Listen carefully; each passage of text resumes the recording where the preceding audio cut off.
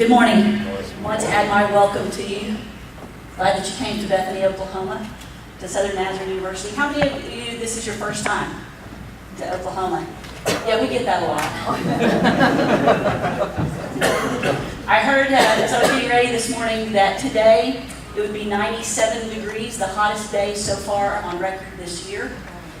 We are very thankful that the wind does come sweeping down the plains, so we get a lot of that too. But we are so glad that you're here, glad that you're on our campus, and thanks to Gwen for all that she's done to make this happen. I did have someone ask me outside if we had more of these, and Gwen just brought some more in. So there you go. Thank you, Gwen, for letting me be here. I do have to slip back out and go to the meeting that I was coming from, so sorry, Dennis, I don't get to stay. I would love to be here. But I am honored to introduce our keynote speaker today. I've known Dr. Dennis Williams for 30 years. We actually graduated together.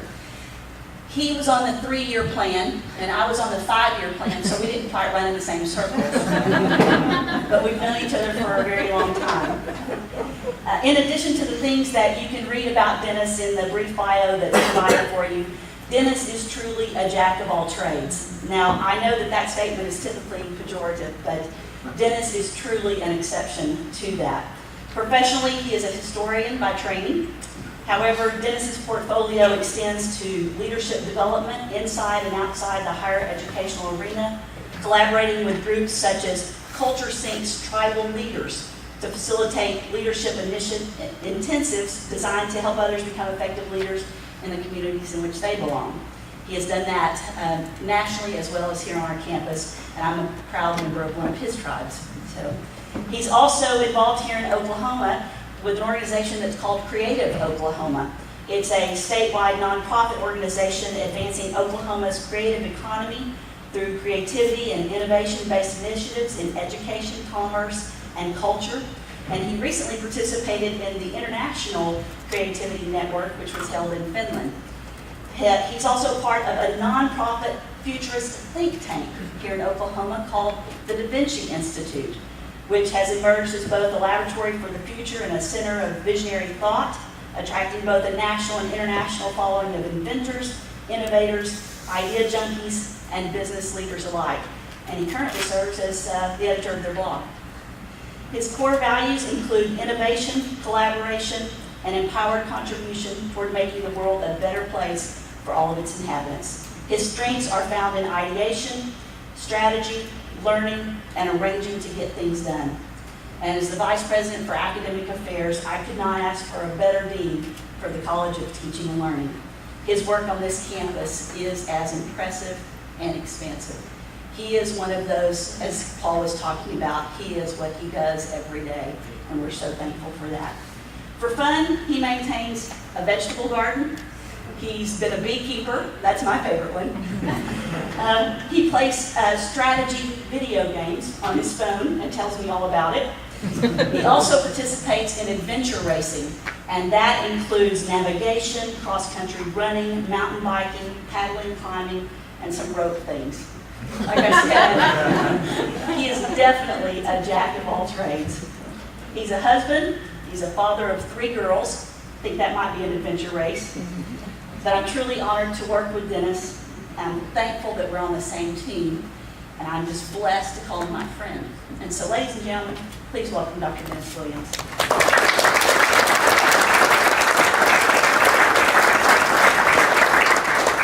Well, thank you, Melanie, for that very generous introduction. I really appreciate that. Get my technology set up here. Now you know my password.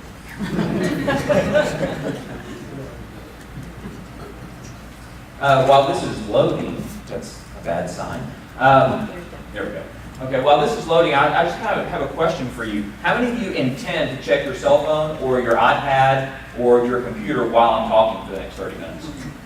Okay? A lot of honest people, a lot of us intend actually to do that, right? Okay? How many of you don't intend to, but you know who you are well enough to know that you will? Okay? That's all the rest of it, right? Okay, good, right? Because, and I love it. I used to watch when I was a kid, a show that some of you are old enough to watch, and maybe a few others are not, and that was the A-Team. Okay, remember that? Mr. T was on there, and that was a lot of fun. And the colonel who was in charge of the A team had this statement that he always said. And the statement was, "I love it when a plan comes together." Okay? And isn't it remarkable how God creates situations where plans just kind of come together even when we're not doing it, So Paul's devotional this morning just segues perfectly in to some of the stuff that I've been interested in, things that I've been working on for the past several years. Things that I think all of us probably have been working on, whether we know it or not, for the past several years. And that is, how do we get students to behave in the ways we would like them to? And we know that the traditional model for education, the 20th century model, the 19th century model, the model that went all the way back to Socrates, is been short-circuited to some degree by, these devices. Okay? Because these devices have habituated us to trigger us to go and do this when we're present in a different place. And so our presence is divided significantly and sort of chopped and diced and diffused all around us. So, these devices are very powerful tools. We are fearfully and wonderfully made. And these tools are designed specifically to address some things in the way our brains have been created, to feed us really good feelings as soon as we check them and check out of wherever we are. Okay, so I recognize that. I recognize that in my students. I recognize that in myself. I recognize that in you. Okay, so I want to talk a little bit about that. Really what I want to do is tantalize you. Okay, 30 minutes is not a long time to have an opportunity to, go deeply into some particular topic. But I want to tantalize you with a few interesting things. And the topic here is effect tech. Okay, how do we use technology to make people more effective in life? Okay, how do we use it to make people more effective? Because when we slice and dice our presence, typically what that creates is a situation where we're not nearly as effective as we could be unless we organize it really well. Okay, so I want to talk a little bit about how technology can be used to develop effectiveness. Question, what are the desired outcomes for the 21st century? What do we want people in the 21st century to be able to do in order to be effective? Somebody want to call one of those out? Collaborate. Collaborate. That's the number one thing, actually. Collaborate, okay? It's not actually the number one thing, because when we look at the data, it suggests that when we survey employers, what employers want from their employees, this is a very busy slide, but up here above 80%, they want people who can think critically and solve problems, but not alone. What do they want next? People who can apply technology to the solution, okay, to solve problems. What do they want next? Well, here's what we would think our number one answer would be, and that is to work in teams and to collaborate with one another. To be creative, to be innovative, and to be able to work with diversity, with diverse groups of people, probably because in the 21st century we recognize that the people that we work with are not local. In a local place, you go to Switzerland or whatever, you walk into the cemetery and you see 1,000 years of the same surnames.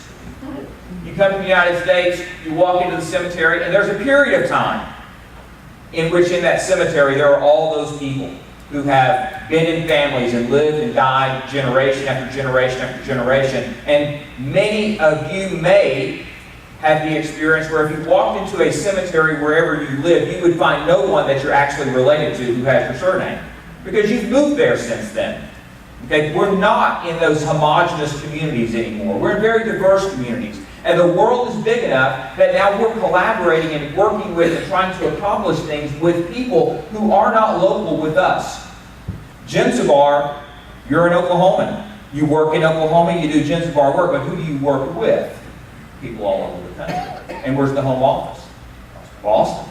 Right? So, we're working with these diverse groups of people who do not share really our particular culture. And we have to be able to work with people of different cultures. And the world is growing to such an extent that it's not just people who are other Americans who share kind of maybe a broad, general cultural trend, but who are people who might be, in the future, people in India, people in China, people in Europe, people in South America. We have to be able to work with these diverse groups of people. And there are other forms of diversity as well. We have to be able to work with diverse groups of people who don't have our same strengths. Melanie mentioned that I have strengths of ideation and strategy and things like that. There are other people around me who I do not understand very well, who have these relational strengths. Okay? I don't know what to do with that exactly. But you know what? If I have to work with them, I need to understand that. I need to be able to work with people who have very different talents and skills, different Howard Gardner minds, so that I can communicate with them, so that we can work together and leverage our strengths to create something remarkable, something that none of us could do individually, just by ourselves. So I want to tantalize you with a few ways of thinking about this. First of all, I want to talk a little bit about organizing for effectiveness. Okay, this is coming out of that background that Melanie mentioned about tribal leadership. There are 5 stages. They're actually developmental stages. They're linear stages. 5 stages of effectiveness or actually ineffectiveness in some cases. The first stage is a stage in which the individual person is all by themselves. They have no social connections. They're not linked with anyone. They're completely alienated from community. A person who is in that state of being is someone who is not at all capable of being effective. Okay? They can't really get anything done because they're completely disconnected from the world. Okay? A lot of people who are in that state of being, about 5% of the professional workforce at any given time, tend to just undermine everything that they get associated with. Okay, any project that they're on, because they're disconnected from everybody else, they have to act out in some way, they have to be creative in some way, they have to be self-expressive, and because they're not connected, they're going to undermine the project. That's only about 5%, because number one, we either move those people into a different state of being, which we'll talk about, or we move them out of the organization, because we cannot allow people who are undermining the values and the intent of the project to exist in the organization anymore.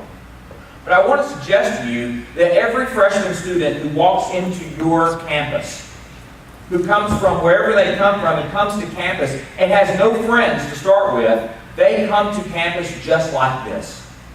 They are alienated, they don't have social connections, they're not involved in anything meaningful in their lives, and as a result of that, they act out. Now, most of them are professional enough that they don't stay there for very long. Usually only a day. And we try to help them, right? We try to do these first-year experience initiatives. We have these orientations and all of that sort of stuff. We try to bring them into the community, get them connected with some friends. Oh, by the way, the new employee who onboards with you, they're in that same state. They don't know what the bathroom is. They don't know who's who. They don't know what the hierarchical structure is. They don't know who the important people are that they have to listen to and the unimportant people are that they don't have to listen to. Okay? They don't know. And so they're very ineffective until they're acculturated and onboarded in the organization. It's a pretty sad place to be. The second stage is the stage of being connected to other people, having an awareness that there are other people out there who are doing things and who are effective, but they're just not inside that group. Oftentimes they are those people who say, you know what, I get that you guys are really involved in something important and meaningful and you're getting things done, but I'm not, and therefore my life sucks. I'm here, you're over there, you're getting things done, I'm not effective. My life sucks. Okay? That's the second stage. Once you start connecting with people, you realize, oh wow, you're really competent, Michelle, you really know what you're doing. I don't. I need to be. Oh, wow, I'm not very effective, am I? And so that just kind of manifests in that person's state of being in a particular point in time. Third stage is the stage of I'm the boss. I am competent. Okay? And I'm going to organize the people around me. I'm connected with a lot of other people. I'm going to organize the people around me in hub and spoke relationships. Okay? Michelle is my instructional technologist. Jody is my instructional designer. Okay? Brent is my philosopher. Okay? I mean, we just put people into these certain boxes. We hub and spoke them. We have a project to do. I have a project to do. I'm the boss. I'm going to tell each and every one of them what I want them to do. And they're going to do it. I might even tell them that they need to work together on the project to do it, but probably one of the things I'm going to do is I'm going to make sure that they recognize that I'm the person who knows what needs to be done, and they are not. I'm the boss. I'm great. And they're not. Because they don't know everything that I know. And they don't have the skills that I have. They're just little parts in a puzzle that I'm not going to exactly let them see. You've done the jigsaw puzzle, right? How do you do the jigsaw puzzle? Do the edges first, right? But you get better if you actually have the box top. So that you can put the box top in front of you and you can kind of see, oh yeah, there's a bunch of yellow up here in this corner, so I can organize that stuff over there. People who live in the stage 3 world, this third stage world, essentially say, I have the box top in my head and I'm not going to let anybody else see it. Okay, I'm going to assign them to do different things, but I'm going to keep the box top in my head, and when they are frustrated, when they are clueless as to what the next step is, what do they have to do? They have to come to me to ask, what do I do next? And you know what that does for me? That makes me feel really good, doesn't it? Okay, it feeds my ego. It feeds the who I am. It feeds the I am great, and you are not. People who live in this world are people who essentially walk around negotiating that every single day. They walk around and they say, Randy, I'm great, and you're not. And Randy says, what's Randy going to say back to me? Excuse me? No, I don't think so. I am great. In fact, I'm better than you, Dennis. And I'm going to say back to Randy, oh no, Randy. See, I'm better than you. And we're going to negotiate this until one of us gives up. Until one of us goes, whatever, okay. Now, if I'm in the stage 3 state of being, as soon as I finish with Randy, and we've negotiated whatever we've negotiated in this, I'm going to move on to Paul here, and I'm going to do the same thing. Okay? I'm going to negotiate with him that I am great and he is not. And he's going to push back. After a while in the workplace, one of the things that's going to happen is that Randy and I are going to have sorted out which of us is great. Which of us is greater. And we'll just have to do a little quick negotiation to assure that that's still in place. And then I'll go to Paul and do the same thing. And ultimately what happens in a culture like this is that I have my victims who already know their place, and their place is my life sucks compared to Dennis. And I've negotiated who I'm in relationship with for whom my life sucks and they are great. Okay? It's all about power, and it's all about ego, and it all feeds those dopamine receptors in our brains. Okay, those fearfully and wonderfully made brains that we have. It all feeds that good feeling to establish competency. Or the bad feeling of, wow, I don't have competency. Okay, maybe I need to figure that out, or maybe I'm just a victim. And maybe I'm just ineffective. Maybe it's just not going to work out for me. Okay? We don't really want to be here, by the way.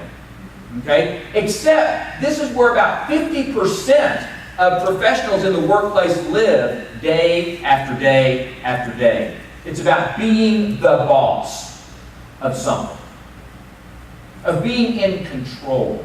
Of being great at something. And by the way, why do we like this? Because people who are in this state are really high achievers typically. They've got their job, the thing that they do, the thing that they're cut out for, and they get things done.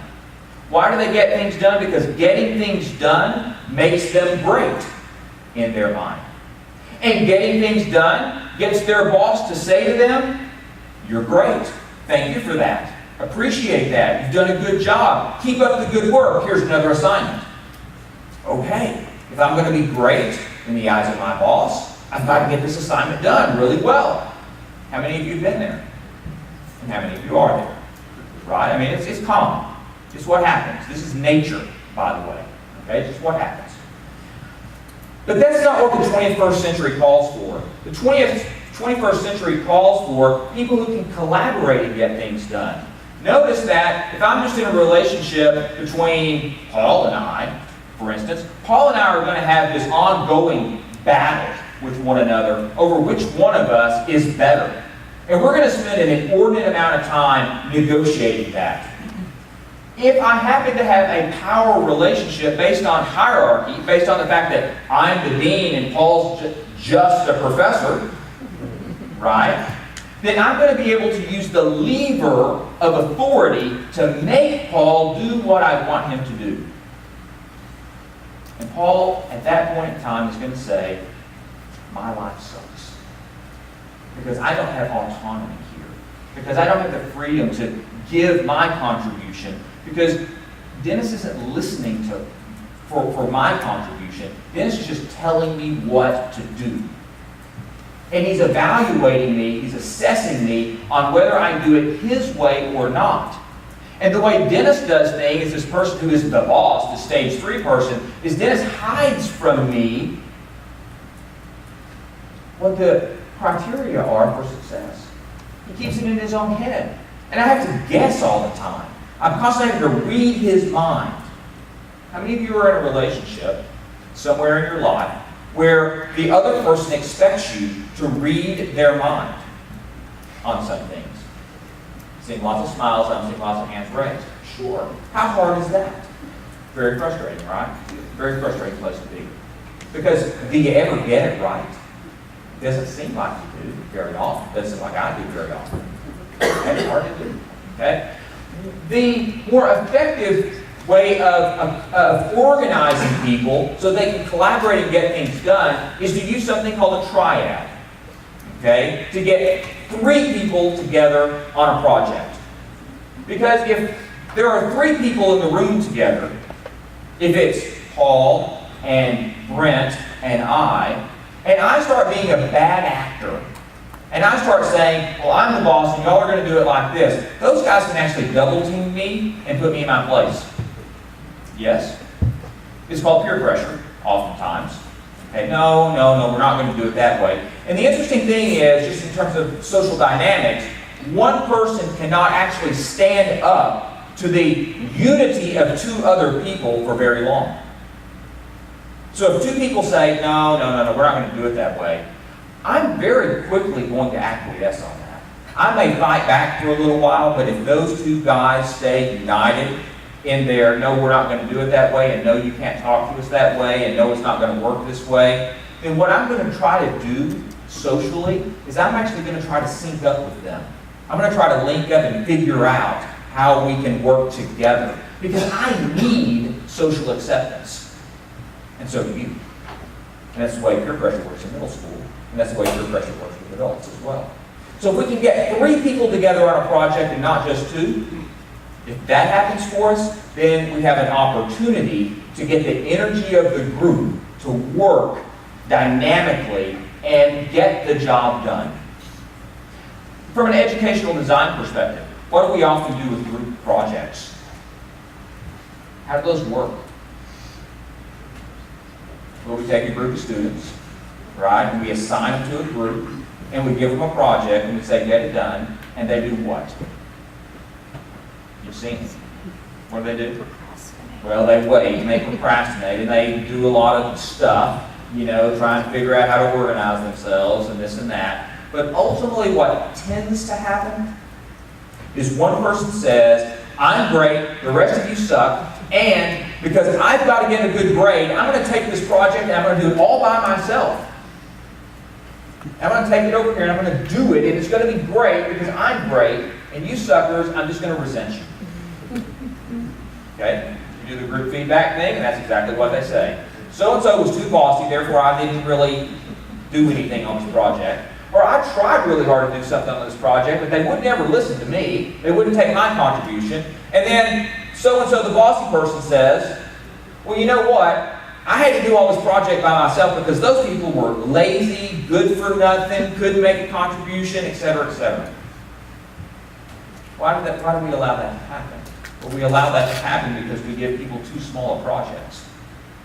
The project that team was assigned to was a project that the boss decided was doable by one person.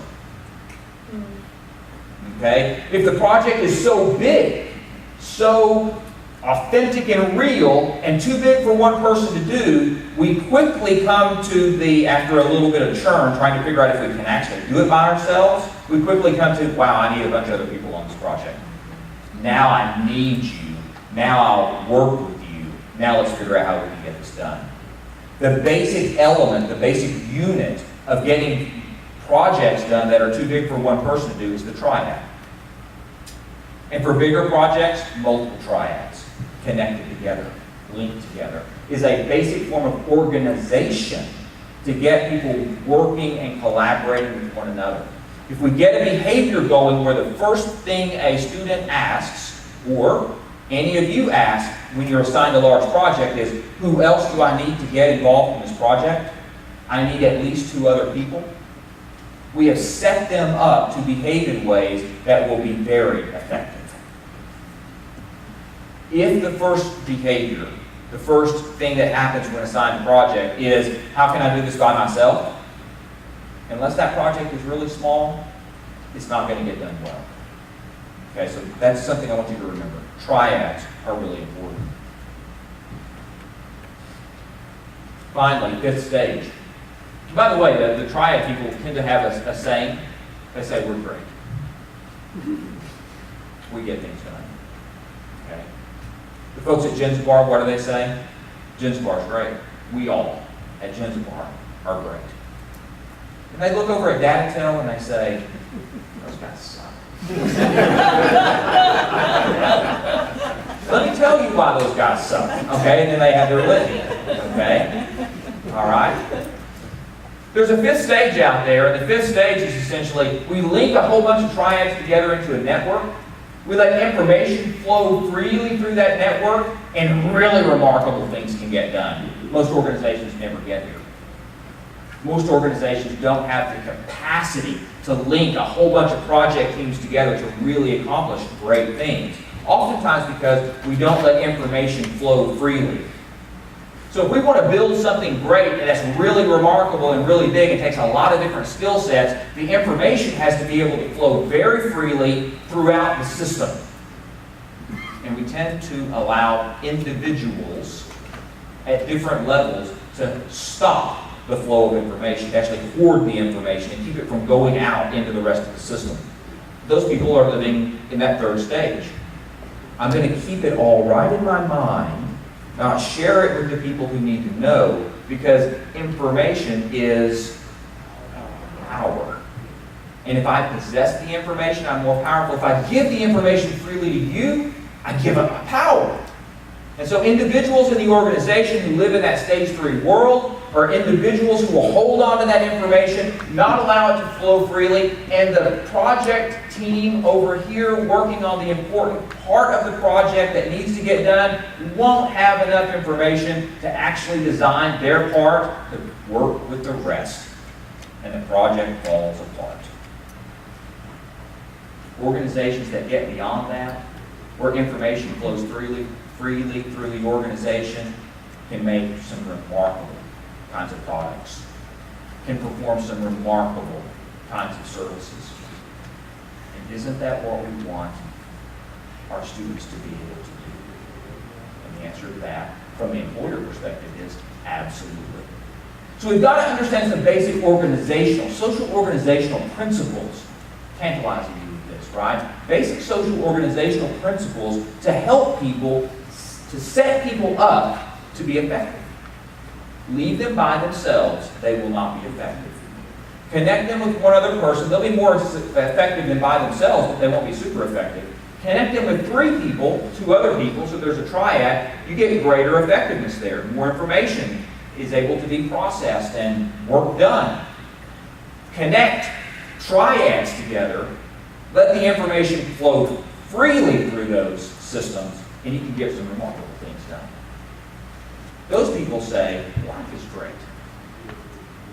Okay, life is great because we're really getting things done. So what's the problem?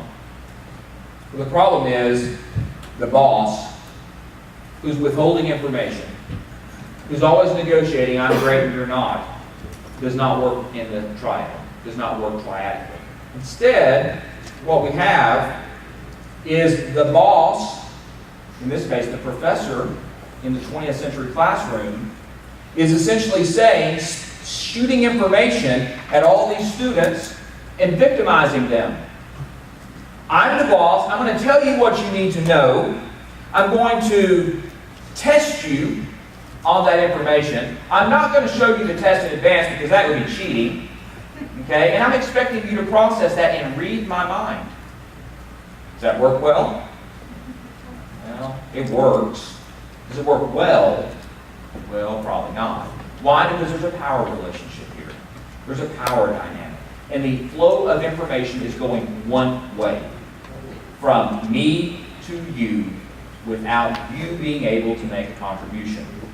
We are working right now, in this moment in time, in a stage 3, stage 2 dynamic. I'm telling you stuff, and you're sitting there passively receiving. And by now you're getting bored.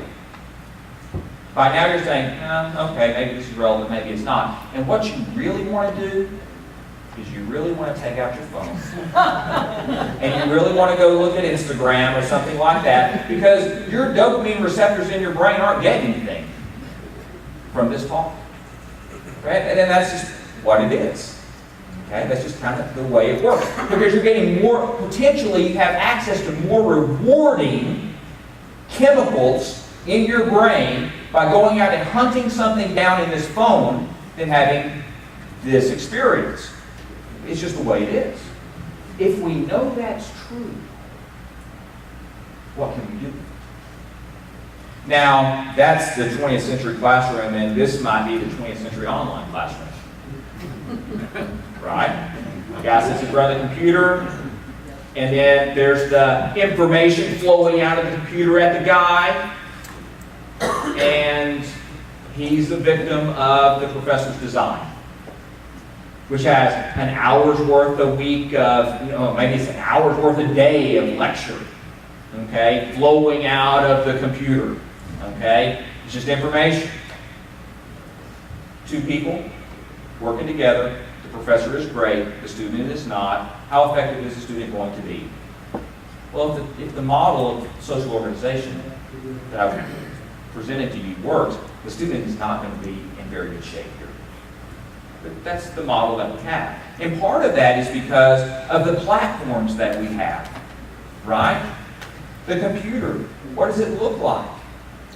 Well, it's this device that can transmit information directly and can do it in a way that looks a little bit like the classroom.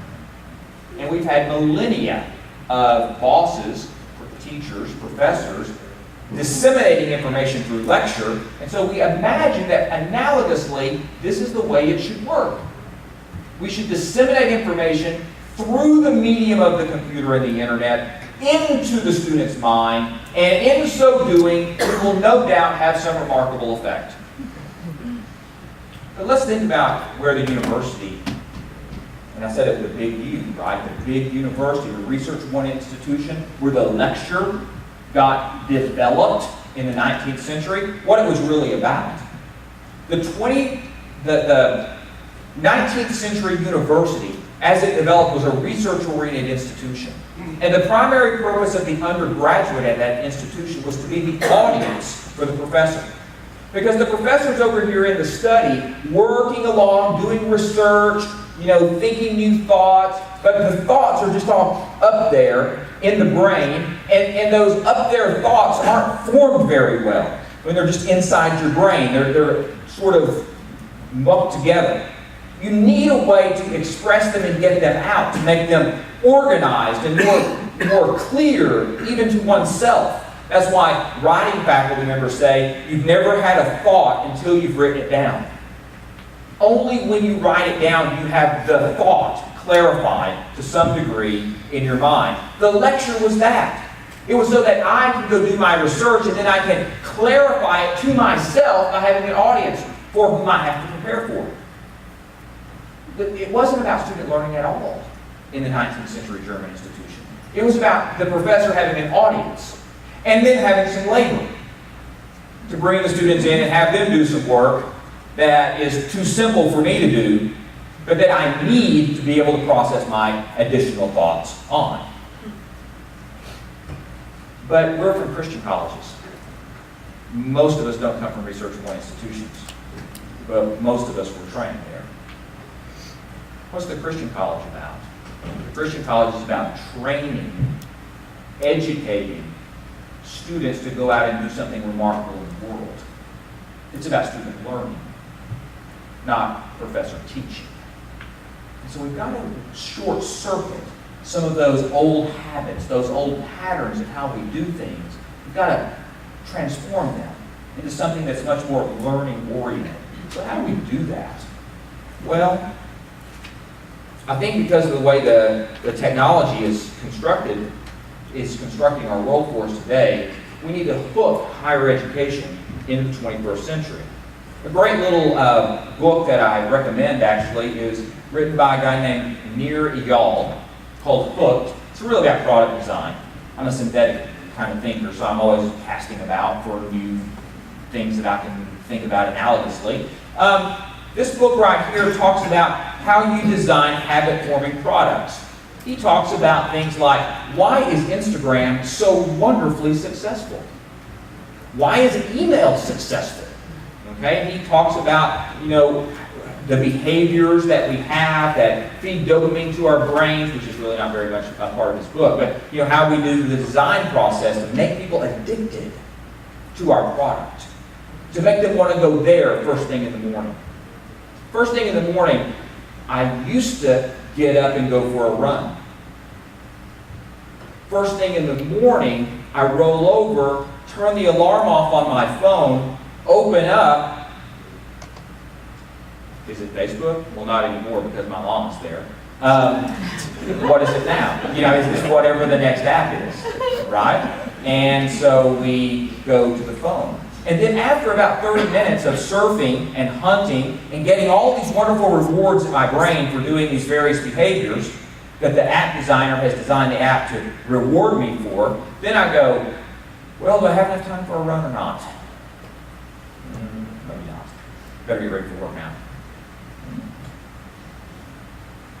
Or is it an hour with the apps? Or is it 2 hours with the apps?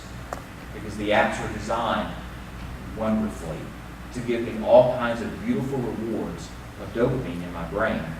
Much better rewards than the rewards that had been the chemicals I was getting from my run. Because the run's hard. And what app designers do? They make things easy. Okay? They say, people don't do things because it takes too much time. People don't do things because it takes too much money. People don't do things because it's too much physical effort to get it done. They don't do things because there's too many cognitive cycles involved. They have to think too hard about it. They don't do things because it's not socially acceptable. They don't do things because it's not in their routine.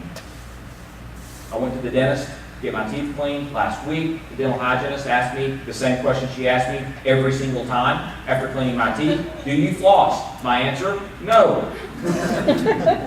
Well, you have pretty good teeth anyway, but for your gum health, you really should floss. And I say, yes, I really should. And I know that I will not. Why will I not? Because it's not in my routine to do that. I will brush my teeth twice a day, but I will not floss. Okay? Why? Well, it takes too much physical effort to get the floss between my teeth, which are too close together. Okay? You get the point. What do app designers do? They say, where are people stuck? Let's simplify that. Let's make it easier for them to accomplish that task that's too complex or too time-consuming or whatever it is for them to do at this particular time. What do app designers also do? They give us dashboards that tell us how we're doing all the time. You look at the dashboard, you look at whatever it looks like, and you say, oh, I've got 43 messages that I need to go through in the next 30 minutes. Oh, I'll go through those 43 messages right quick. And then the dashboard on my little app that says 43 will say 0, and I will feel really good about that. Okay? Email does that for us, doesn't it? Okay? And of course, if we're really going to do something great for our students, we have to take the information and the activity and the behaviors we want them to do and take it to where they are. And where are they? Well, they're in the cafeteria, they're rolling out of bed, they're doing whatever it is, and we are not there with them unless we are here. Because we are not, they are actually not here most of the time. They come to this place, even though it's portable, they come to this place periodically to do important things that we force them to do. With regard to class, but you know what's with them constantly? That thing. And why do you check your phone so often? Why? What does it do to make you check it? To call your attention to it. Oh, it buzzes a little bit. It dings at you. Okay? It triggers you to pay attention to it. And then it feeds you additional rewards for having paid attention to it. Solution? The solution is we've got to get technologists and designers and professors and students around building the killer educational app. Okay? How do we do that? Well, briefly, just tantalizing you. The recipe for the killer educational app probably is going to have to take into awareness gamification. And by that, I don't mean putting badges on classes. Okay? That's commonly talked about. That's not what gamification is at all. What video games do is they say, pay attention to these things that are flashing at you. Okay? Pay attention to what you've gotten done. Pay attention to the checklist over here, all on one screen. And draws the person to click on this and click on that and to get things done on the little screen in order to be effective. We've got to listen to what game players who can entice, potentially, Michelle to spend 99 cents to get 5 lives, who make her even think she would do that, make her feel like she might even want to do that. If they can do that with Michelle, we need to be listening to what they have to say. We need to be paying real close attention to what they know. We need to dashboard better. The old grade book doesn't work anymore. Can we dashboard? Well, yeah, businesses have been doing dashboards for a long time. Can we build an app that dashboards better, that feeds that important information to the students in a way that they can see it, process it quickly because it's visual? Not worrying about the numbers and computation, but saying with a progress bar, you are this close to being finished. And what does the progress bar call for? I've got 50%. I might want to get 55. I might want to finish that. How many of you download the app, download the product, and you've got the little spinning wheel? The spinning wheel's a little frustrating. But the little bar that says you're at 20%, oh, you're at 25%, how many of you sit there and watch the bar? Right? Ooh, 20%. Okay, come on. Man, is my internet slow or what? It should be 40% right now. Come on, come on. Completely non-productive. But the progress bar calls you to attend to it. Can we use those tools in the killer app? I suspect we need to. And then communication.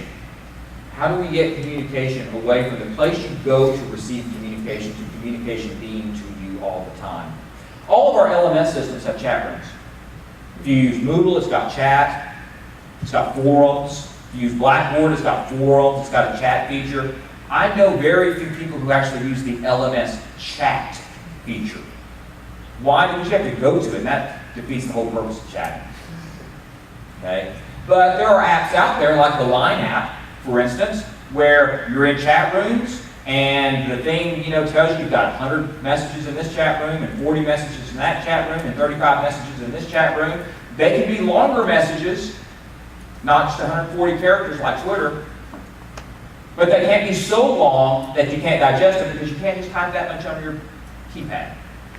Okay, so there's this chat feature that probably needs to be built in to communication inside of classes so that the student can carry it with them. I was death on chat until I discovered in a game that I started playing just to develop my strategic thinking that the thing built into the game wasn't good enough. And so all the gamers that I was building social relationships with on the game were using the Line app to have communication outside of the game. And they could get a whole bunch more done because they could communicate outside the game than they could get done inside the game. Emergent communication tools. Got a problem? The thing won't solve it for you. The LMS won't solve it for you. The inside the game won't solve it for you. Well, then we'll go out to get things done outside the game. What if we give our students those tools outside the game and we play with them there? Students got a question? Goes into the chat room, not the email. Why? Because 5 other students can maybe answer their question. If they send the email to me, tomorrow I can answer their question. Tomorrow they don't have that question anymore. They've gone on to a different question. So can we use it so that we can get peer learning, informal peer learning going on? That's where I think the chat has possibilities in the killer app. We already have this tool. Ways to collaborate together, work together, write together, share information with one another. So we've got tools like that. They're fairly substantial. But we have to be present with the learner. We've got to be where they are. Some activities require the computer. I cannot imagine writing a 10-page paper on my phone. And neither can you. And it wouldn't be any good. The amount of geography available on the screen is necessary for some things, but for some things it's not. And we've already begun to figure that out. How many of you actually answer email on your phone? Yeah. When I first got my phone, I couldn't imagine actually answering an email on my phone. I could only imagine reading one there. Because I couldn't express myself nearly as fully in those 5 or 6 paragraphs on my phone. And then I learned, how to do it differently. So we've got to be with our students. So, ultimately, how can we design educational technology to help students? Well, I want to tantalize you. Let's find ways to organize our students around real-world, important, significant projects, and let's give them a toolbox to be able to work those projects together. Let's give them a toolbox that they already possess in some ways in the platform of their phone to be able to communicate with one another and learn both formally and informally, to make contributions, to capture things, to hunt things down and find it and bring it to bear on the problem with other people.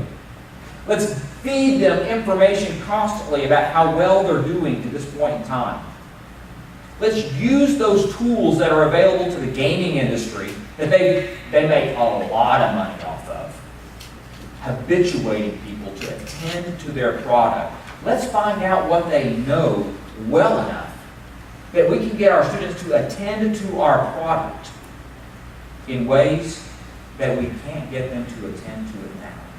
And if we do that, they will be daily, maybe hourly, working that behavior, and they will become what our courses are designed for them to become.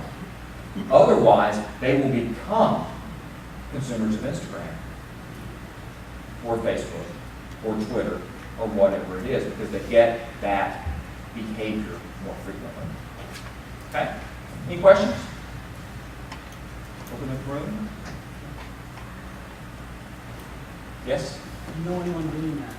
I don't. I feel like that Canvas, the LMS system Canvas, is perhaps moving in that direction.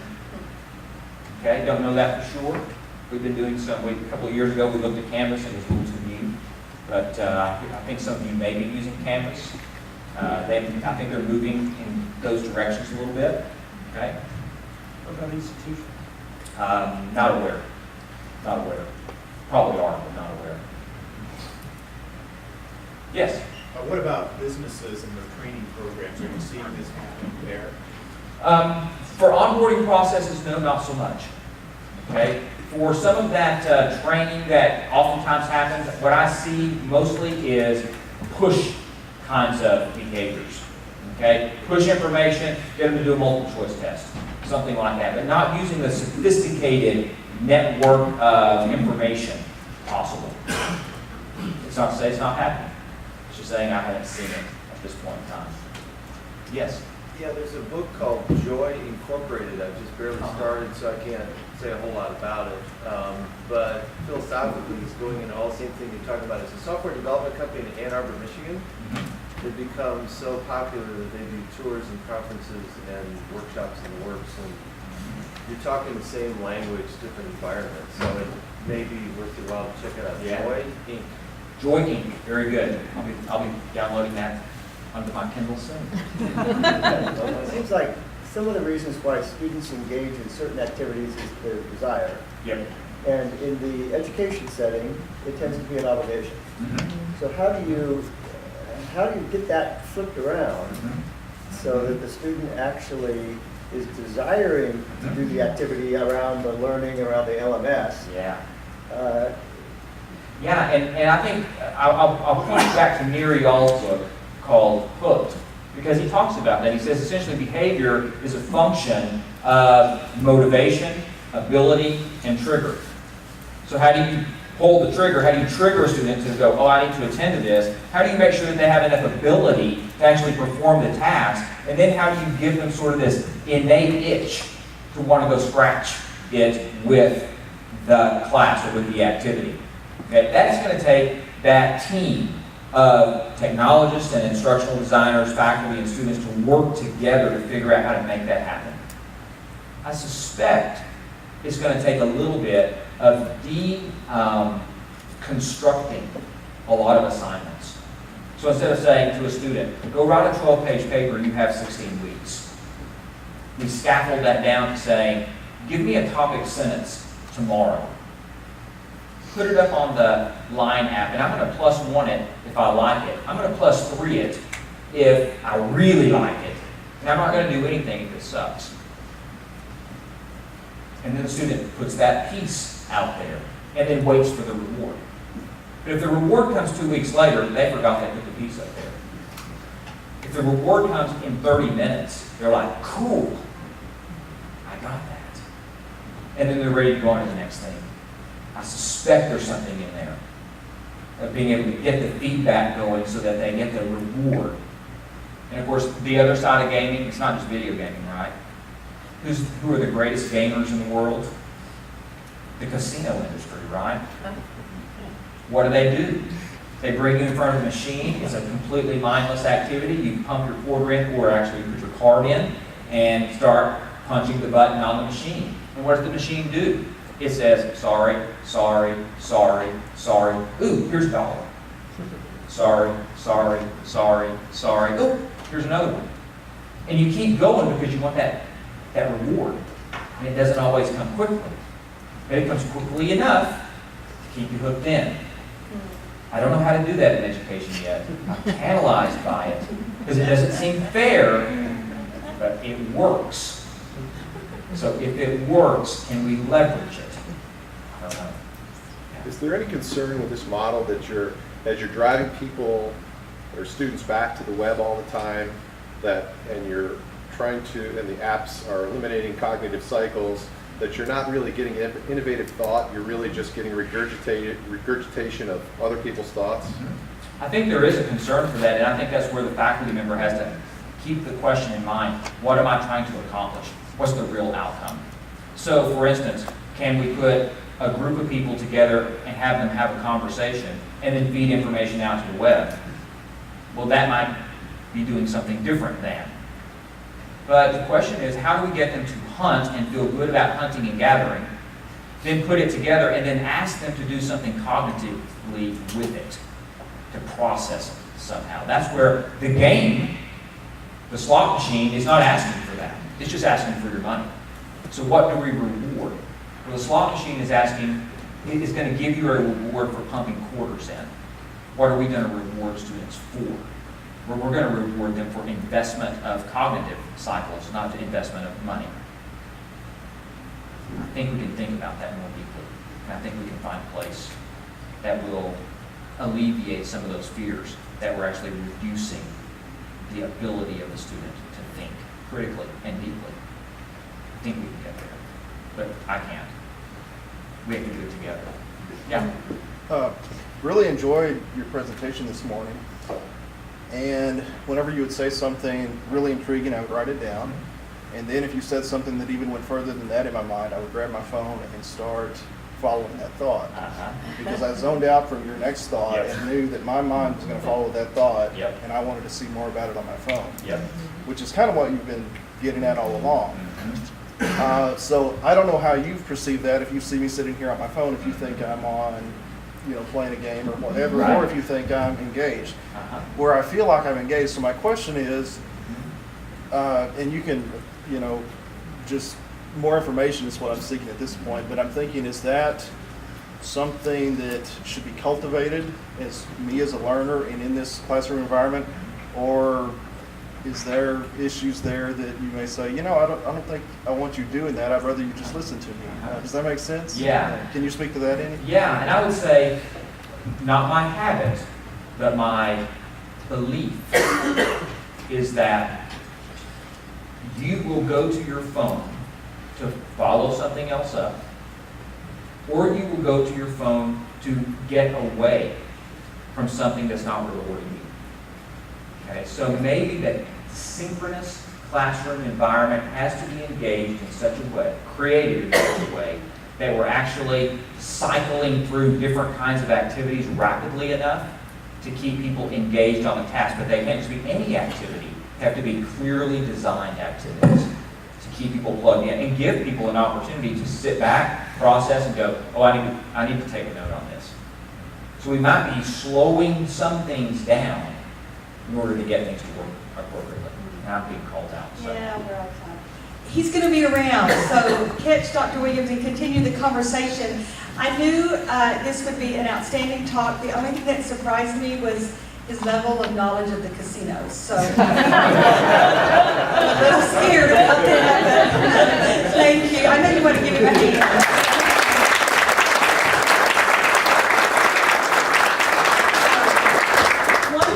In our program, the case studies, we only have 2, and we didn't think we could squeeze you all into 2 of the rooms. So the case studies will just be in this room and on the other side. Genzabar on this side, something about the cloud. And rotate on that side, something about BYOD. I'm really nervous.